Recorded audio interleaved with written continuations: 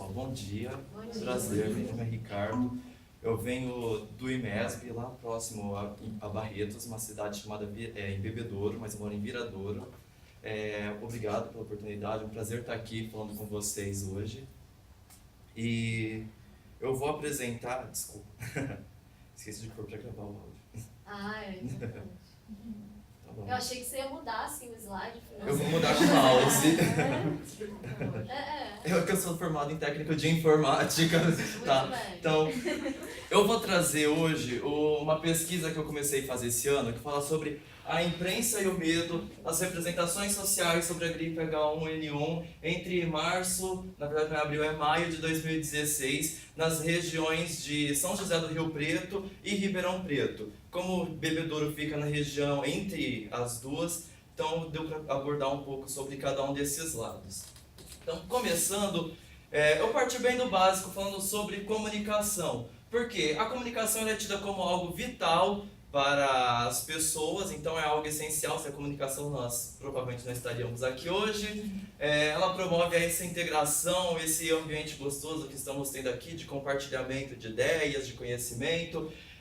Também serve para instrução, tanto que é o que nós buscamos muito nas aulas, na faculdade. O desenvolvimento pessoal, a gente depende da comunicação para podermos continuar nos desenvolvendo, tá sempre evoluindo, como o Obama fez, como o Trump está fazendo, mas cada um está seguindo por uma linha um pouco diferente de desenvolvimento. E, além disso, a comunicação também ela é o suporte principal para os meios de comunicação em massa, que é onde a maioria das pessoas, devido à correria, à rotina que elas vivem, acaba buscando suas informações. E com isso, a partir da comunicação, nós caímos no meio das representações sociais. Então, eu peguei um pouquinho sobre a teoria das representações sociais para falar aqui. Então, as representações sociais, elas surgiram, com Moscovitch, quando ele fez uma releitura crítica de Durkheim, ainda na Europa, na década de 50, e trazendo já para os anos mais atuais, Jodelet, ela trata as representações como interpretação dos fatos sociais. E nesse caso, a gente pode ver com Pavarino também que esses fatos sociais, eles são conjunto dos estímulos que nós recebemos com as experiências que nós já vivemos.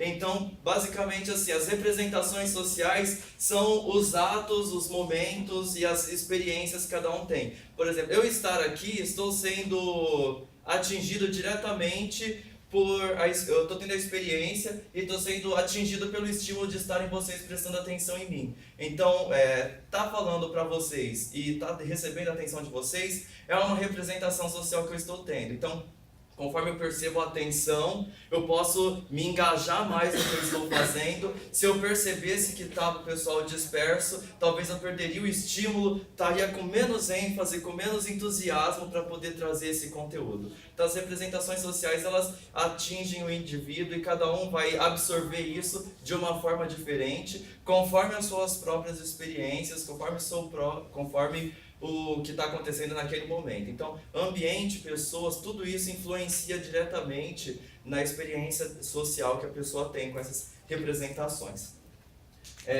E com isso a gente cai na influência dos meios de comunicação em massa. Por quê? O que são os meios de comunicação em massa? Aqui, como todos nós fazemos comunicação, nós sabemos do que se trata. Os meios de comunicação em massa, eles são veículos de comunicação capazes de superar barreiras geográficas e atingir grande número de pessoas. Eles têm como algumas de suas funções informar, divertir, persuadir e ensinar as pessoas. Então, por isso que eles conseguem atingir tanta gente, porque eles trazem basicamente o compilado ideal do que seria a comunicação. Além disso, os meios de comunicação em massa, eles não são algo perfeito que vão fazer isso com total isenção. Eles têm seus próprios propósitos e necessidades inconscientes. Então, acaba que nem sempre a gente sabe o que está implícito naquilo. Se a gente não tiver um senso mais crítico, um olhar mais crítico, a gente acaba encarando aquilo como o ideal, como se fosse uma coisa totalmente isenta, e muitas vezes não é. Por exemplo, os meios de comunicação em massa, eles demandam uma estrutura muito grande e cara. E para isso eles precisam de um investimento financeiro, que muitas vezes vem dos seus anunciantes, patrocinadores, fornecedores, que têm seus objetivos, seus interesses, que pode às vezes acabar conflitando com a informação, com o propósito que eles têm para transmitir. Então eu trouxe para vocês uma notícia do Jornal Nacional, que foi o que primeiro informou sobre o surto de H1N1 que estava havendo na região de São José do Rio Preto, no estado de São Paulo, no dia 25 de março desse ano.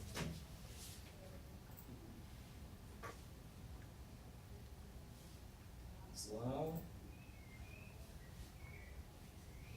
Não quer carregar, mas a gente dá um jeitinho aqui.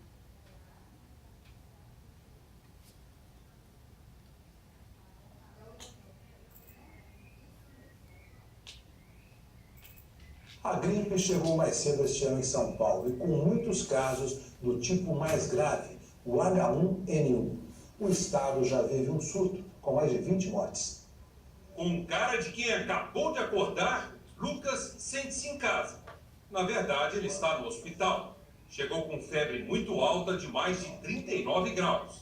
O pai fez o certo, correu para o pronto-socorro e avisou que já tinha tido um caso de gripe H1N1 na escolinha do menino. Começaram a nos explicar quais seriam os sintomas que aconteceriam caso ele de fato estivesse com esse vírus. E, infelizmente, todos iriam acompanhando uma coriza, uma tosse, um vômito que só foi cessado com a medicação, tosse, entre outras coisas. Até o meio de março, no estado de São Paulo já são 157 casos e 23 mortes por complicações respiratórias provocadas pelo H1N1, um dos 3 subtipos do vírus influenza. Dessa vez, o que está chamando a atenção dos médicos e das autoridades de saúde é que a circulação do vírus começou mais cedo aqui. Em geral, os surtos ocorrem entre maio e julho, especialmente no sul e sudeste do Brasil, que são as regiões mais frias.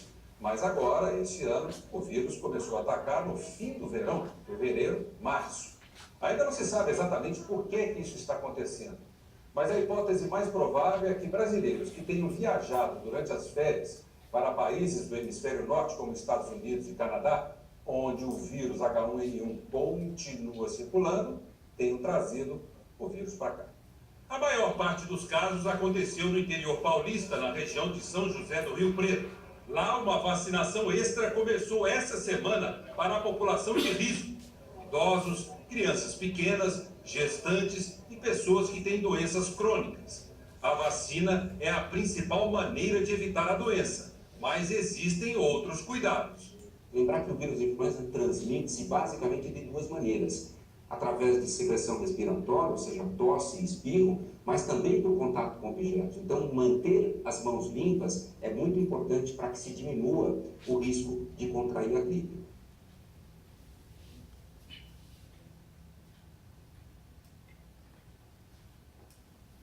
Então, como podemos ver nessa reportagem, foram vários estímulos transmitidos ao mesmo tempo para a população. Foi passado tanto o estímulo, a informação em si, que é o básico, informar que está tendo um surto, que esse surto aconteceu em um período onde não se esperava que isso fosse acontecer, e depois ainda aconteceu de ser informado sobre os cuidados.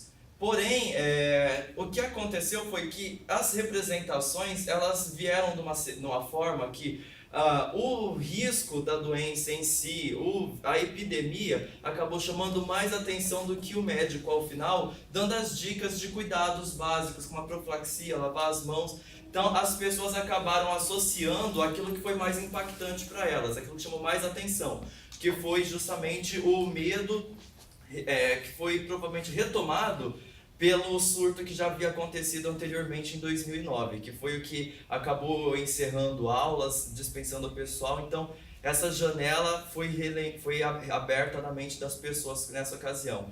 E isso, nas semanas seguintes, acabou trazendo notícias como essa, que em Ribeirão Preto, além da dengue que já estava havendo, ainda a H1N1 levou muitas pessoas aos postos de saúde, e em São José do Rio Preto foi um caso semelhante. Embora sejam regiões distantes, tenham aproximadamente 200 quilômetros entre uma e outra, o trânsito de habitantes entre elas acaba sendo bastante intenso.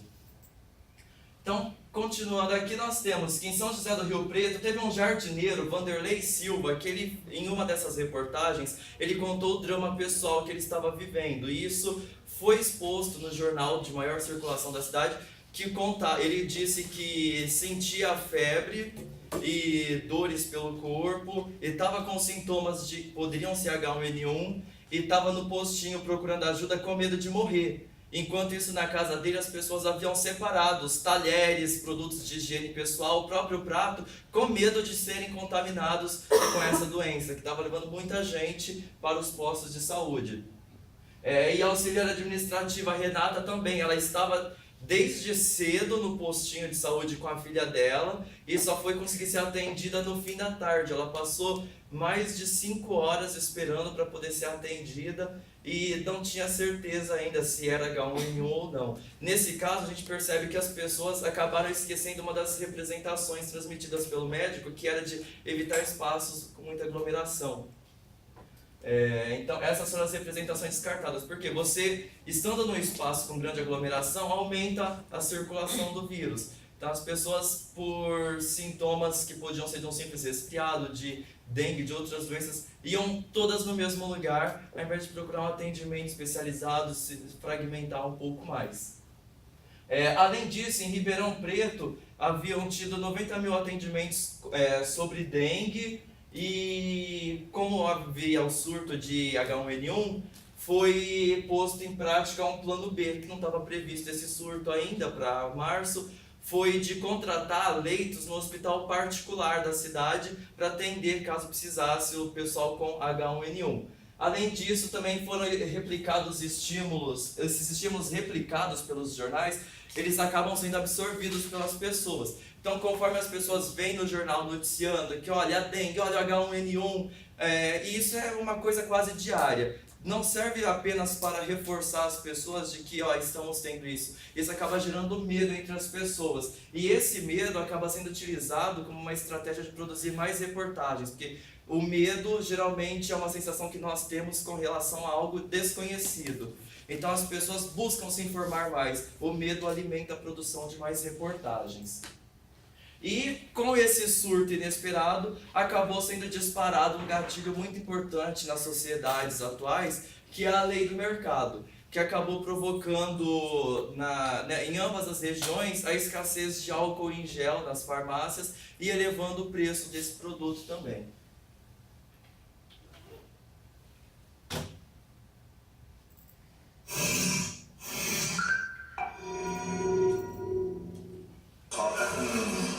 Tá com medo da H1N1, eles estão procurando manter sempre higienizados, né? Tá faltando, não encontro. Eu tentei fazer o pedido de 150 unidades nesse corredor e eles não me atenderam porque não tem estoque. Procurar usar bastante sabonete líquido, né? Vai estar higienizando, lavando bem as mãos. E procurar não coçar o olho, não por ficar coçando o olho, o nariz, porque às vezes a gente, querendo ou não, acaba entrando em contato com o vírus, ele não morre instantâneo, então ele acaba entrando em contato com algum local que foi uma outra pessoa que está com o vírus e a gente passa no olho e o nariz é onde pega.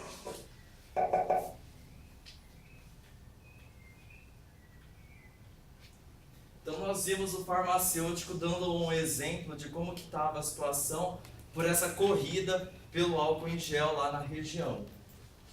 Além disso, eu também avaliei sobre a campanha de vacinação. Por quê? Toda essa lei de oferta e demanda, de procura e produto, acabou gerando essa escassez e já acabou alertando as pessoas que, olha, se o álcool em gel era uma das formas de prevenir, de evitar pegar a doença, e está acabando, então a gente tem que correr atrás da vacina. E o que aconteceu com a vacina? Em várias cidades lá de ambas as regiões, acabou o estoque de vacina no primeiro dia, algo inédito, e durante as semanas foram terminando e foram sendo repostos também. Muitas pessoas correram para se vacinar antes em São José do Rio Preto, em virtude dos lotes remanescentes do ano anterior, de 2015. Então essas vacinas estavam sendo aplicadas em caráter emergencial para tentar conter um pouco o avanço do vírus, que ele acaba sofrendo mutações por se tratar de um vírus de RNA, o vírus da gripe.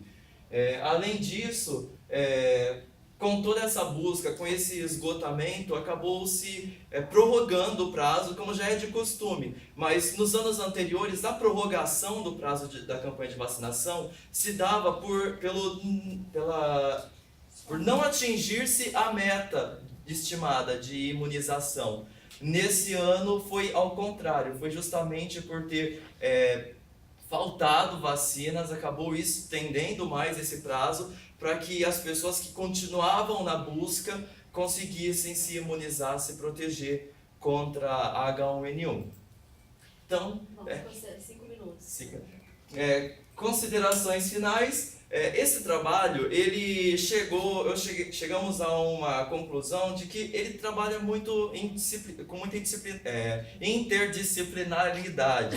O que acontece? Ele não envolve apenas a comunicação em si. Ele acaba buscando bases sociológicas, antropológicas e psicológicas por conta justamente das representações sociais. E isso mostra pra gente, daí que vem a base de que o medo, como é algo que nós não conhecemos, nos faz buscar mais informações sobre isso. E o medo em si, ele é capaz de transformar o objeto social. No caso, o objeto social é a pessoa influenciada pelas representações e as suas convicções.